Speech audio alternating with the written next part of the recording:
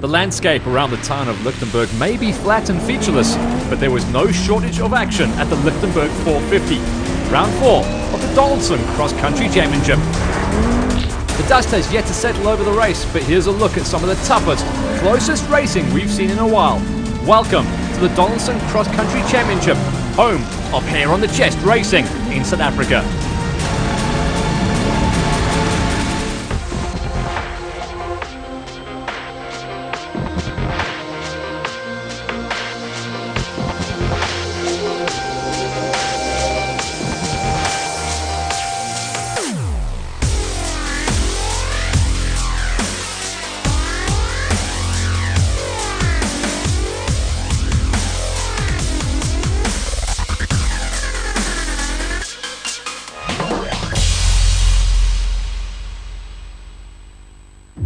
As the 2016 Donaldson Championship neared its midpoint, it was clear that this year would be remembered as one filled with close races. The championship remains wide open in all classes except Class FIA, where the Toyota Gazoo Racing SA Hiluxes of Leroy Poulter, partnered by Robbie Howie, and Anthony Taylor, partnered by Dennis Murphy, reigned supreme.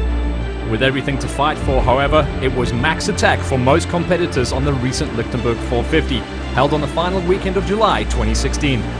The scene for round 4 was the Northwest Province, with the route largely stretching between the towns of Lichtenburg and Kalini, and the DSP based at the Lichtenburg Showgrounds.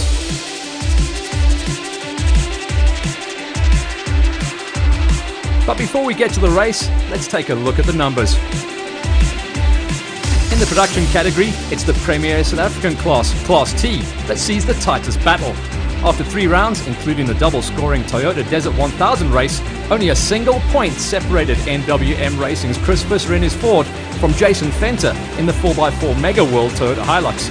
Redline Racing's Johan van Staden was in 3rd and looking forward to tackling the Lichtenburg 450. Yeah, it's one of those things where it's not an easy thing to win each race. It's about finishing, and we've had our ups and downs, and I think we're going to make up for it this weekend. For the NWM team, getting Chris Visser and Ward Huxtable to the start line was a major undertaking after a fire destroyed their workshop in Pietermaritzburg, including both Class T race cars. I was away in Spain at the time. I got a call from Lance, my son, to say, "Dad, the factory's on fire, the cars are burning." Absolute mess, totally destroyed. Machines, the building, everything, just absolute devastation.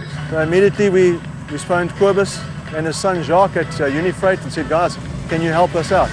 And without a hesitation they said, "Yes, come pick up the car." Despite the setback, Visser was grateful for the opportunity to continue his assault on the championship. Yeah, luckily we're here, and just want to thank Unifreight, especially Jacques van Tonne, is his car. Yeah, thank you very much. But Fenter was within 1 point of the leader before the start of the Lichtenburg 450, and certainly wasn't going to make it easy for the NWM crew. Me and Chris are separated in T at 1 point and overall of 2 points. So it's been a good battle, so we're hoping for a good battle here in Lichtenburg. In Class S, for production vehicles with engines up to 4 litres in capacity, it was 4x4 Mega World's Heini Stamper who still led the charge ahead of the 2 Graven brothers Otto and Ronald, and former champion Jannie Visser in his Team Barbespan Toyota Hilux. For many people, the spectacle of the Class FIA vehicles going full tilt is a major drawing card, and with good reason. These FIA spec machines are truly a sight to behold, especially when championship leader Leroy Poulter is on song. With that said, only 16 points separated Poulter from teammate Anthony Taylor in the second Toyota Gazoo Racing SA Hilux. Redline Racing's Terence Marsh was in 3rd after 3 rounds of the championship. We've had a look at the production category, but very much part of the circus are the crews that compete in the special vehicle category. 2 classes make up this category, and in Class P for vehicles with engines up to 4 litres, it was John Thompson who held a handsome lead of 39 points after 3 rounds of racing. Nick Gosler was in 2nd, with John Telford in 3rd place. In Class A, defending champion Evan Hutchison was the odds-on favourite to take honours this year once again, but he found himself in 3rd place after 3 rounds. He's got big Cyril van Biljoen in the Atlas Copco bat just 3 points behind him, and Jimmy Zahos just 3 points ahead of him. But leading the class was Aussie Dave McShane. But with only 13 points separating the top 4, it was still anybody's game, and nobody was more aware of the pressure than defending champion Evan Hutchison. We got a little bit of work to do, a little bit of catching up to do, but we're ready to do that. In typical Aussie style, class leader McShane claimed no pressure as he took a bead on the race ahead. Just the same, no pressure. There's still a long way to go, 4 rounds of the championships. And so on to the Lichtenburg 450, round 4 of the 2016 Donaldson Cross Country Championship. It was time for the first normal race of the season. The 450-kilometre format was a welcome return for many competitors and featured a qualifying loop just shy of 100 kilometres, with 2 loops of 180 kilometres each on the following race day. As could be expected from a race set in the former Western Transvaal, there was a lot of mealie fields on the route, but even so, there was also plenty of challenging sections waiting to catch out unwary competitors. As always, Redlined Racing featured a celebrity navigator to partner Terence Marsh in the Class FIA Nissan Navara. And this time around, it was the popular Afrikaans singer Kurt Darren who donned a helmet and squeezed his frame into the seat beside Marsh. Usually, the celebs get a chance to train with the team prior to their debut, but in Darren's case, things just didn't work out that way. Shame, these poor guys have been trying for 3 weeks to get me just to come train for a day or 2. I just haven't been able to. I just haven't been available. No, I think it's going to be a lot of fun. I think I'm in capable hands, and it's a nice bunch of people. Everyone here has made me feel so welcome. So that's the lie of the land, both in terms of players and the route. Join us after the break as we report on the production vehicle category of the 2016 Lichtenburg 450. Don't go away.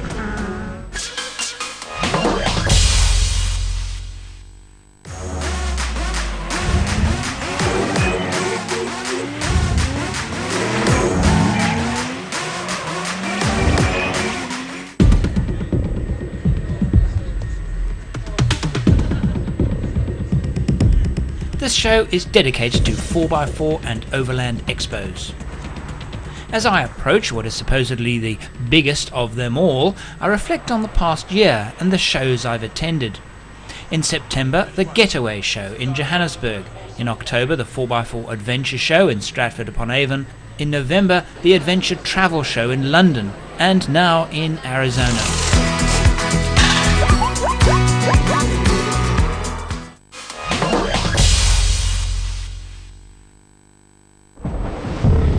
It was a cold Friday morning in Lichtenburg when the production vehicles lined up for the start of the qualifying race. 100 kilometres of dusty farm roads ahead of them and just one goal: to post the fastest possible time on the time trial in order to get the best possible starting position for Saturday's main race. As was to be expected, Class T probably enjoyed the most scrutiny thanks not only to the closeness of the championship, but also to the fact that championship leader Chris Visser would be competing in a borrowed car. And when the flag dropped, many people were rooting for the fairy tale that sprung from the ashes of their disaster to continue. As it turned out though, Visser and navigator Ward Huxtable didn't quite put the NWM Ford Ranger on pole position, but they came bloody close. The pair pushed hard in the unfamiliar car and managed to pip 4x4 Megaworld's Jason Venter and Vince van Alleman to the post. For their part, Venter and van Alleman kept things clean and tidy, but just not quite fast enough to beat Visser. This at least kept the Ford crew's main opposition behind them, though Gary Berthold and navigator Jeff Minott had other ideas. The pair went fastest in Class T, powering their Atlas Copco Volkswagen Amarok to its first qualifying win and setting themselves up perfectly for the main race.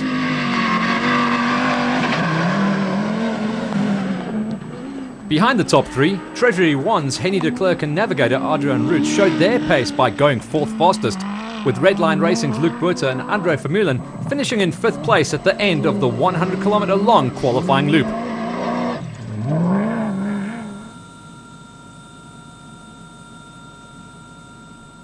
Disaster struck for the Malalan Toyota team when brothers Johan and Werner Horn rolled their Toyota Hilux during qualifying. The crew was fine, however, and would start the race from the back of the field. No, I don't know what happened. I think we just went a bit too fast into a corner and the car just fell on its side. So, yeah. Qualifying also turned to disaster for one of the pre-race favourites when an electrical failure forced the red-lined Nissan Navara of Johan van Staden to the sidelines, and that within 8 kilometres of the finish line. Class S saw Jannie Visser, partnered by Chris Visser Jr., place their Team Barbaspan Toyota Hilux on pole position, ahead of the Toyota Hiluxes of Ronald Graven, partnered by Lohan Faber, and Otto Graven, partnered by Bobby Brewis. Championship leaders Heini Stumpfer and Henry Hugo set the 4th fastest time in Class S during the qualifying race. As ever, the fastest times were set by the 2 Toyota Gazoo Racing SA Hilux machines of Leroy Poulter and Anthony Taylor, partnered with Robbie Howie and Dennis Murphy respectively.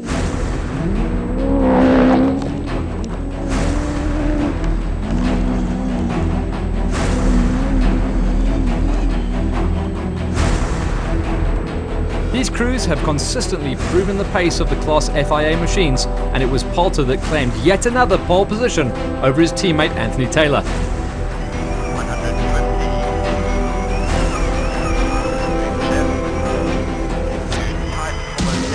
The 3rd fastest time in Class FIA was set by Terence Marsh and Kurt Darren in the red-lined Nissan Navara, setting them up for a good run on race day.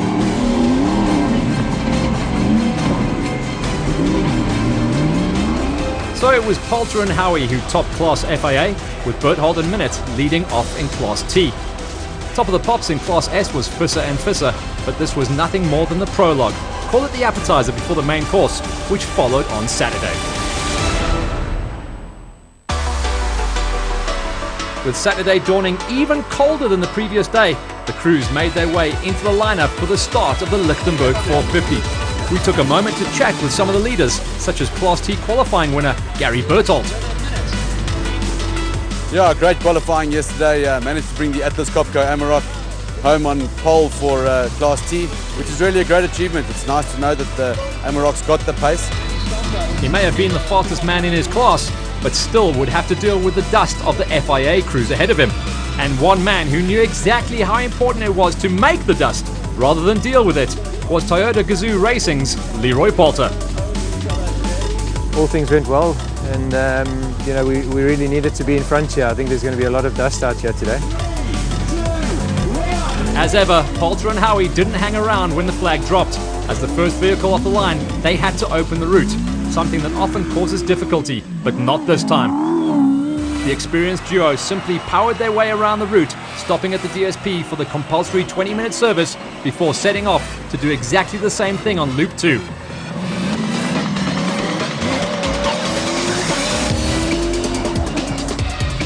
Behind them, teammates Taylor and Murphy also started strong, but a puncher near the end of Loop 1 allowed Berthold and Minute through. Even though the two classes don't compete against each other, Taylor was now stuck in Berthold's dust and losing time to the flying Poulter ahead. A navigational error by Berthold and Minute, however, let Taylor and Murphy through again, and the former champs didn't hang around and discuss the matter. They tore through the landscape, finishing in 2nd place in Class FIA, comfortably ahead of Terence Marsh and Singer navigator Kurt Darren, who not only completed the race, but did so in fine style. Marsh was very positive about Darren's navigating, and getting to spray the champagne from the 3rd step of the podium was a great achievement. But in the end, it was Poulter who again made it look easy. You know, it was a lot faster and rockier in the second half of the loop today, but fortunate not to get a puncture, and you know, we're happy to come away with the win. Class S saw qualifying winners Jannie Visser and Chris Visser set a blistering pace from the start and recorded a perfectly clean run to seal the deal. Behind them, the Gravens were involved in a tussle for 2nd and 3rd in class. It was always going to be a tight fight, and it looked as if Ronnie was going to beat out Otto this time. But then, near the end of Loop 2, Ronnie's Hilux suffered a sticking throttle cable, and the crew were forced to pull over for a quick repair. They were brisk about their business, but not brisk enough to stop Otto from sneaking past and taking over 2nd place on the Lichtenburg 450. Sadly, championship leaders Stumpfer and Hugo didn't complete the race, though it does make things more interesting for the championship. The battle of the day loomed in Class T.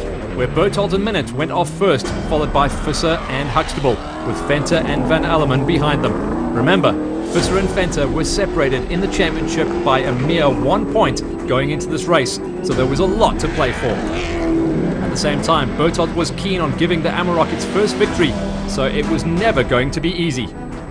Further back, Redline Racing's Johan van Staden and Mike Lawrenson were hoping to get back into the title fight after their DNF in the desert race, whilst Luke Buerter and Andre Vermeulen were gunning for yet another good result.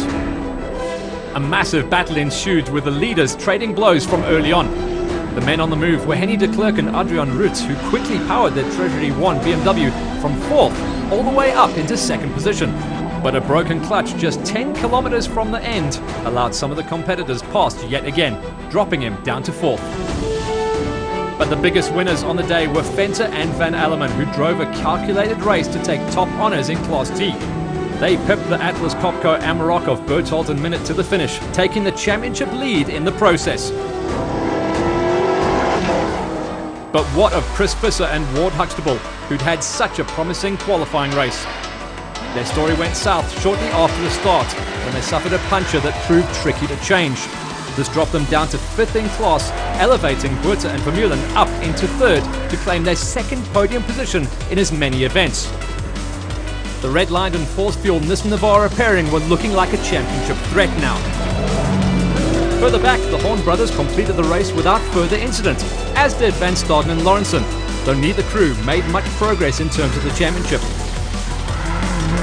The man of the moment, however, was definitely young Jason Venter. This morning we had a game plan. We were going to stay 2 minutes behind the two guys, and we did that, so it was a great day in the end. Join us after the break for all the highlights from the special vehicle category at the Lichtenburg 450, round 4 of the 2016 Donaldson Cross Country Championship.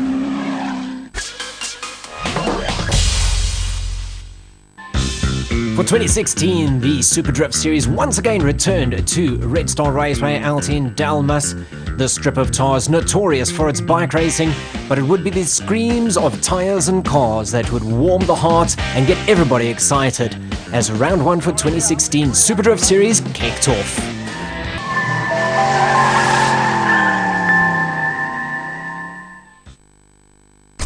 Two radio stations, one man.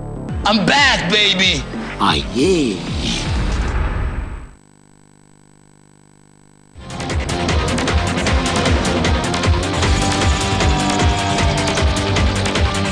This is Ingenuity. In this episode, the race for electric cars, the fastest lap award, and a car made of wood.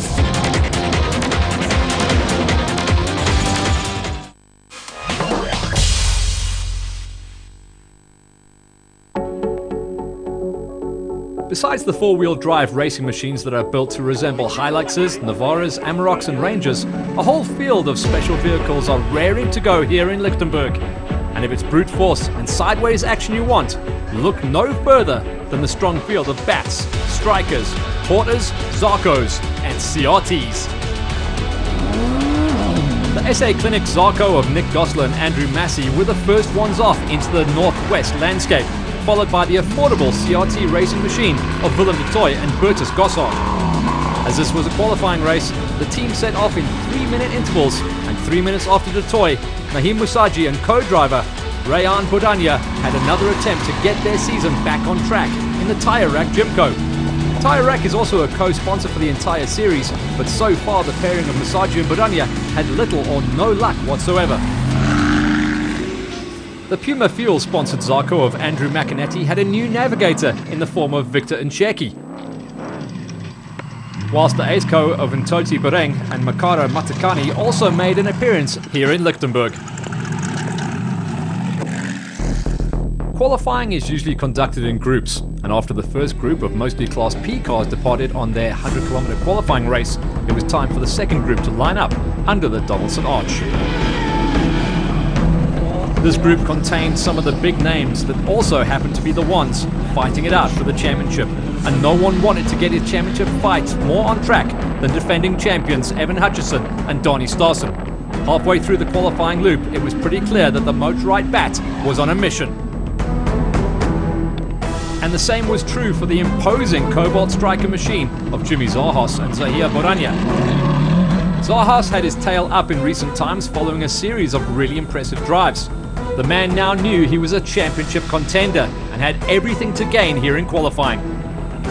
But so did big man Sorel van Biljoen and Philip Hurselman. Van Biljoen is as tough as nails. In fact, they say the softest part of him is his teeth. And the Atlas Copco bat was also in the hunt for championship points. With it being dry and dusty in the middle of the cold northwest winter, it was more important than normal to get a good qualifying position.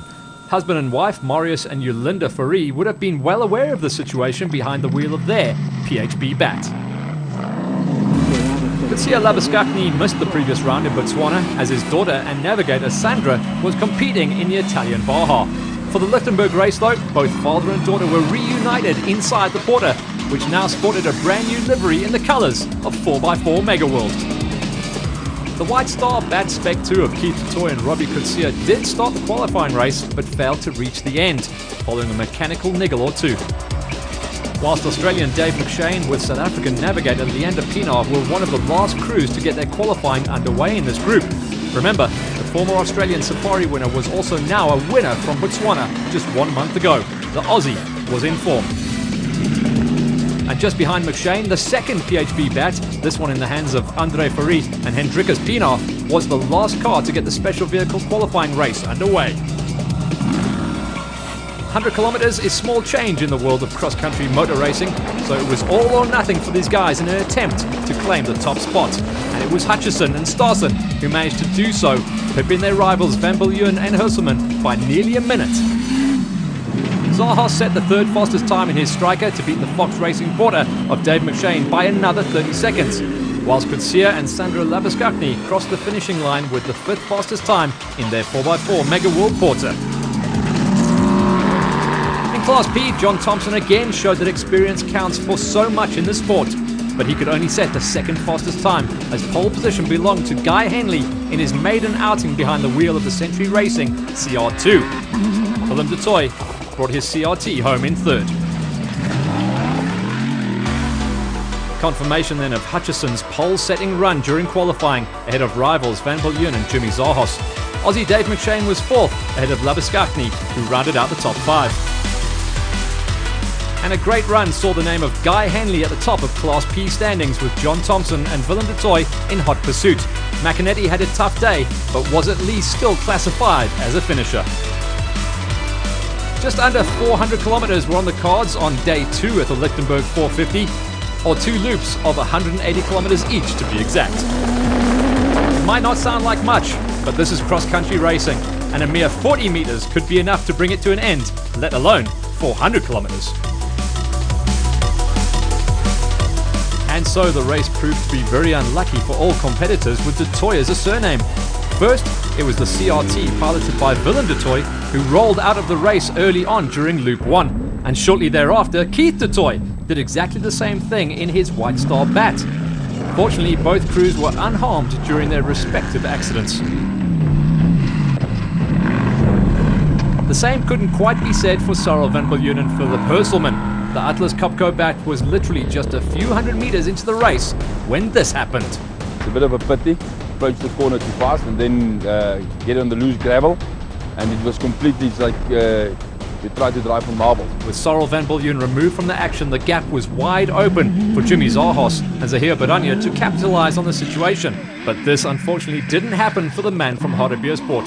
The Cobalt striker suffered from more punches than it could handle on the day, and sadly forced him to retire, which all meant that a good result was on the cards for both of the PHB bats of both Andre Fourie and Marius Fourie. These cars sure light up the otherwise brown and dusty landscape of the Northwest, and it was the one version driven by Marius and Yolinda that reached the finish line in a respectable 5th place, which meant that the sister car of Andre, along with Hendrikus Pienaar, claimed 4th. The battle that raged for the podium positions were epic as always, and following his maiden win on African soil the month previous, Aussie Dave McShane had high hopes to do it again, but brake problems slowed him down and dropped the Fox Racing Porter down to 3rd. This meant that father and daughter pairing Kutsia and Sandra Labiskakni drove the race of their life for a career best 2nd place finish exactly what the new sponsors 4x4 Mega World ordered.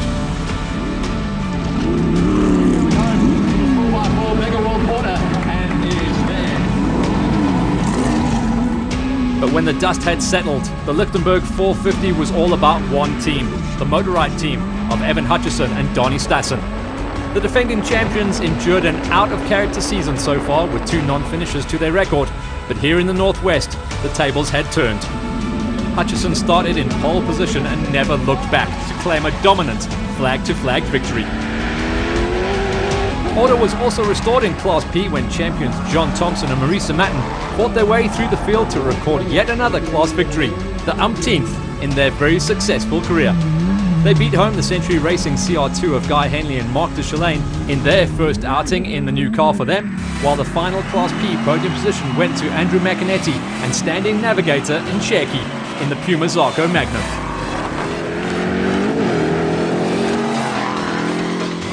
This is how it all panned out on paper then, with Thompson topping the Class P standings ahead of Henley and McInerney, and a perfect performance to lead from start to finish for Evan Hutchison, ahead of Labuschagne and Aussie Dave McShane.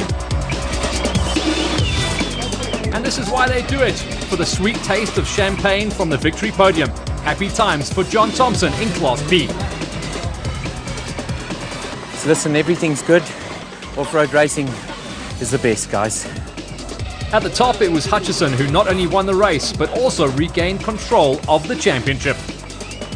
It was critical that we had a clean run, and yeah, we managed to put a win back together again. 3 classes and 3 podiums for the production vehicle categories. On the top step of Class T's was 4x4 Mega World's Jason Fenter and navigator Vince van Elleman. Second place went to the Volkswagen Amarok crew of Gary Berthold and stand-in navigator Jeff Minott.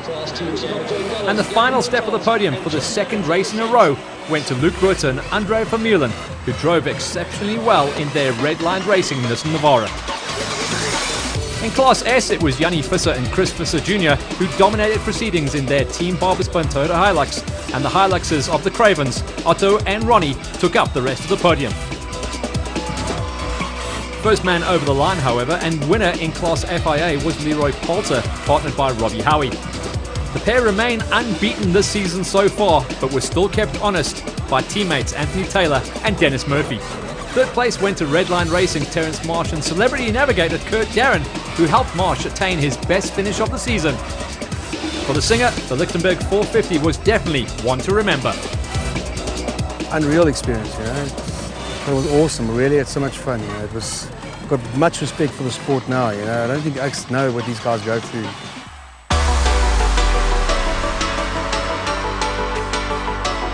With the Lichtenburg 450 done and dusted, only 3 rounds remain in the 2016 Donaldson Cross Country Championship season. Next up is the ever-popular Nkomazi 450 held in the low-felt town of Malalan. The route traditionally features a mix of mountainous terrain and Salati sugarcane fields, and the party that goes with it isn't to be missed. It also brings a welcome return to some warmer climes after the chilly desert and the freezing event here at Lichtenburg.